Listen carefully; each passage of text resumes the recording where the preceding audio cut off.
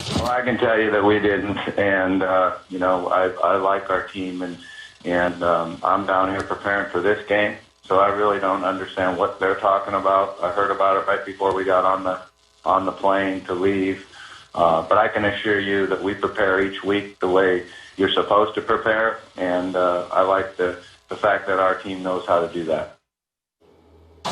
So that was Louisville head coach Bobby Petrino denying the team ever saw any of Wake Forest plays when they played in November. Now, these comments are contrary to information from an investigation which revealed a former Wake Forest coach and radio announcer, Tommy Elrod, leaked plays to opponents, including Louisville. Petrino's comments also contradict the school's official statement that I'm going to share with you now.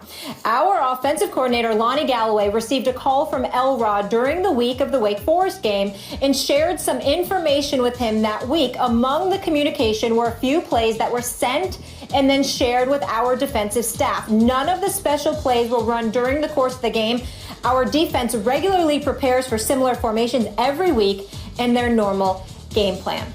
Stephen A., what's your reaction to Petrino denying that the school saw Wake Forest plays?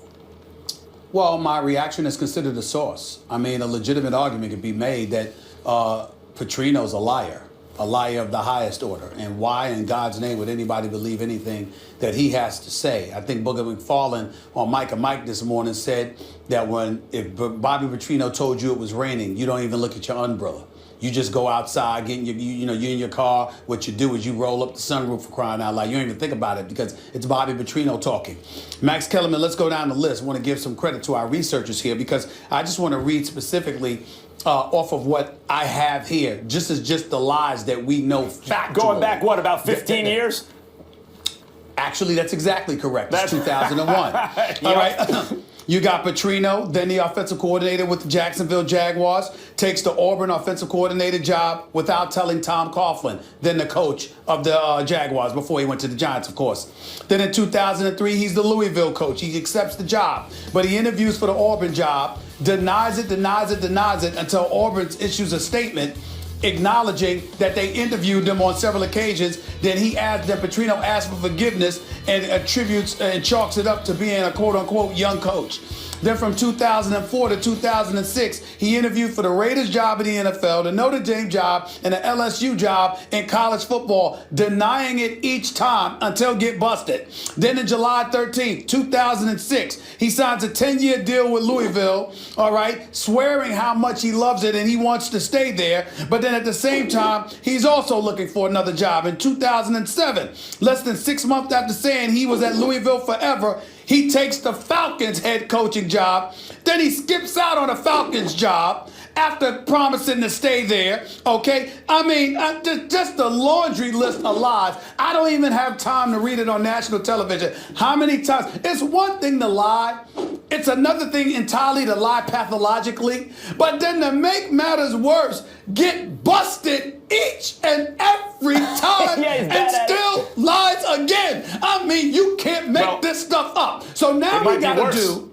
That's right. And now we got to do. Go ahead, Max. What do you mean? What do you mean? It might be worse because those are the times we're aware of that he lied. Right. You know, we think he's bad at lying because he gets caught a lot. What if he's really good at lying and those are the times he got caught, but not all the other times? This dude is pathological. And then here's the deal. You got this dude at Wake Forest, this dude, Elrod. First of all, not only should he be banned from Wake Forest, he should be banned from the city of Winston-Salem, North Carolina, which is where I went to school at Winston-Salem State. We don't like liars in those parts, okay? We don't like lies anywhere, but especially in those parts. She shouldn't even be allowed in city limits. Shouldn't even be allowed in city limits. But then to sit up there and to call and try to give the plays and stuff, and then you got a coordinator that actually took the call, took some notes, shared it with the defense, etc., etc. This is all stuff that happened under Bobby Petrino. So to me, consider the source. The man lies religiously. The only thing you can trust Bobby Petrino about is his name. His name is clearly Bobby Petrino. We can confirm that. Are you sure? Outside of that, you can't believe a damn thing the man says. It's just that simple. Look, in the words of Ed Lover, come on, son. You got the info, but you didn't use the info. Come on now. Even if someone totally credible made that claim, we would be dubious, right? Your reaction would be a cynical one. But this is not someone totally credible. He's a good coach. But and maybe the way the NCAA and college is set up, good coaches will tend to stretch the truth at times. But this guy has a reputation, even by those standards, that is different than others. He is known as a guy who's not trustworthy.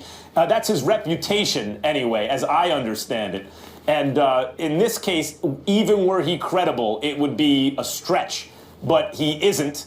I don't find him credible here. And given his reputation, less credible than even someone else might be. So at a certain point, it becomes farcical. I mean, does anyone believe him? Well, you know what the other thing, Max, that no one's considered? The kind of aspersions this could potentially cast upon a Lamar Jackson or anybody else. And here's why I say that. Certainly we saw how great Lamar Jackson is, how special he is, and he has nothing to do with something like this. But when you talk about a coach at a particular institution willing to potentially, because they've denied it, yes, we saw it, but we didn't use anything. It wasn't a part of our playbook scheme for that particular game and all of that other stuff. How do we know this is the only time something like that has happened? How do we know this is the only time that something like that has been used to the advantage of a Bobby Petrino coach team? So it brings anything associated with him into the equation. Here's the bottom line. You're right.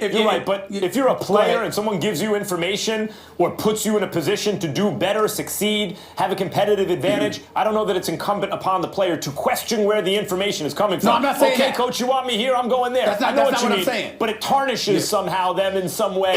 and I think that if anyone's thinking that way, it's not fair to the players.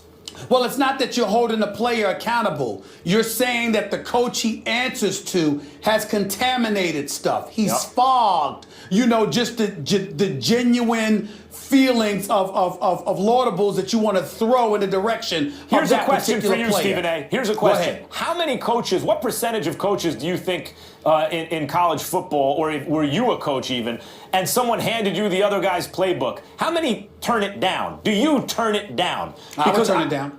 Yeah, I would turn it down. I don't know how many do. If they're handed the keys, how many say, no, take the keys back? I'm not a winner if I cheated to get there.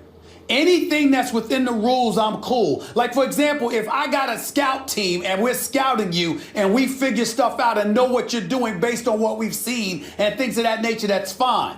But if I know that I'm doing something salacious, if I know that I'm doing something underhanded, then to me, that's not winning. That's cheating. And if the coach of a college program can't have that mentality, I certainly don't want my child playing for. But even if you don't instigate the cheating, if you're the beneficiary of it, the world is teaching people, and children included, that as long as you don't get caught, and sometimes even if you do, that you can benefit from cheating.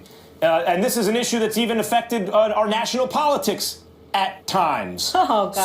So I mean, this is the lesson that we preach. There's a South Park episode about this. It's really good, and it involves Bill Belichick, in fact. That's not the idea that, well, if you're a winner, you don't cheat. That's not the message I think most people get through their life experience in reality. Okay. All right. Welcome back to First Take, presented by Bass Pro Shops. Jerry Jones is the owner for the Dallas Cowboys. He cuts the check. And this man has come out publicly and all but said, I hope something happens to Dak Prescott so Tony Romo could get up in there. This ain't a bus driver we're talking about here. This dude is something special. How in God's name does that benefit Dak Prescott? What's inescapable and what is undeniable is the fact that Jerry Jones has made it very, very clear he don't want Dak to be that guy.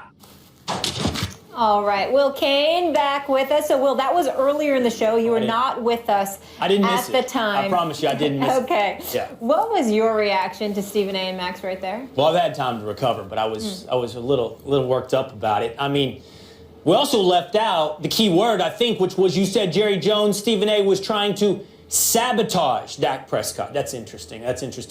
And Max says Jerry Jones has called Dak Prescott a bus driver. So let's make a couple quick points. It's amazing to me your low opinion, both of you, your low opinion of Dak Prescott. See, I have made the argument from time to time that the Cowboys should consider when they would move towards Tony Romo, that if Dak puts together a couple more games that are below average or not up to what the standards are of a Super Bowl team, they should consider Tony Romo. And the feedback I constantly get is, you don't care about this team, you're trying to undercut Dak? It's the same thing you're doing. You guys think Dak can't handle this? You think Dak's confidence is that weak? You think Dak's belief in himself is subject to the latest comments from you or Jerry Jones or me? That is a low opinion of Dak Prescott. Earlier in the show, you both said, to your credit, that Dak could handle the outside pressure. If you can walk that far, why do you take such a left turn at the last moment? Stephen A., I know the answer with you. Jerry Jones wants to sabotage Dak Prescott. Your answer for that left turn out of nowhere is simply your bias. You just can't see the Cowboys the right way. You've admitted on the show that your emotion has clouded your judgment. But Max, you're a man who prides himself on being rational. If you could see the world in ones and zeros, that would be your preference. You want to see it all add up mathematically.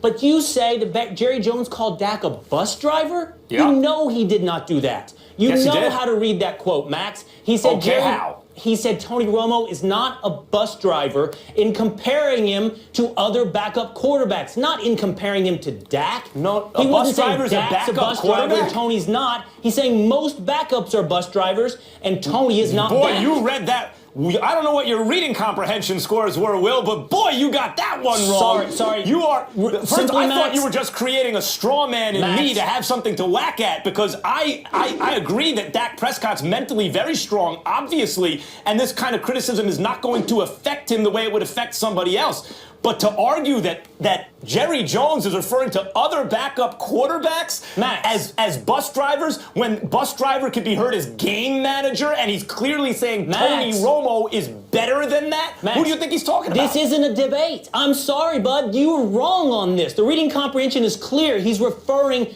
to other backups. He's saying our $100 million guy over here, $100 million guy, we're not talking about this being Kyle Orton over there. We're not talking about this being a bus driver. He's not saying the guy who's in the game, who's won him 11 games, is a bus driver. He's simply not doing that. He's saying Tony Romo is more than a guy who doesn't make mistakes and is a game manager. Bus driver might as well be read as game manager, which is what Dak Prescott's been accused of being, even though he's more. First of all, game manager is not a dirty word. And secondly, Dak Prescott's clearly shown to be much more than that. When he says that, he is elevating Romo at the expense of Dak. Stephen A.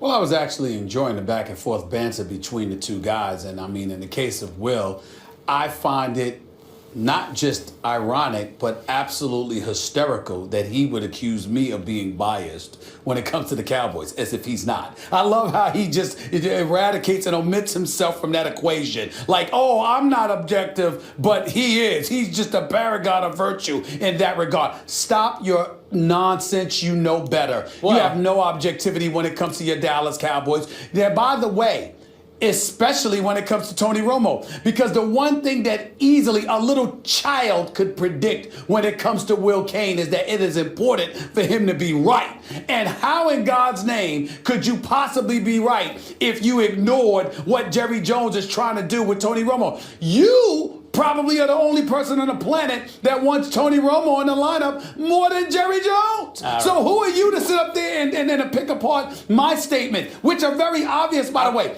Jerry Jones has a, hold on, zip it, listen. Jerry Jones is the owner for the Dallas Cowboys. Dak Prescott has won 11 straight. The only 2 losses has been to the New York Giants. They are 11-2, clearly in position to win the NFC East, clearly in a position to be the #1 seed in the entire NFC. And yet Jerry Jones is talking about what a great moment it would be if Tony Romo found his way back into that lineup. What do you call that, Will? What do you call it? Honesty. That's what I call it. Oh, honesty. Honesty in terms of his feelings? Yeah. In terms of his feelings and his wishes? My turn. And his wishes? My turn. Let me tell you this. You're right. I don't lie to anybody. I'm not here playing a role. I'm not acting. I have bias on the Cowboys. It is true. As do you. I have a positive bias towards the Cowboys. You have a negative one. You have a negative one. You know all the I difference said to you between is you and don't me? sit there and Hold leave on. it on me. Hold That's on. all I said. Don't Here's- forget yourself. Okay, but the difference between us, while we both have our bias, is that I've been right and you've been wrong. How? I have How? sat here with you week after week, except for the weeks when you couldn't face the competition with me, telling you the Cowboys were going to win, starting with the Washington Redskins in week 2, all the way through now. You have been wrong.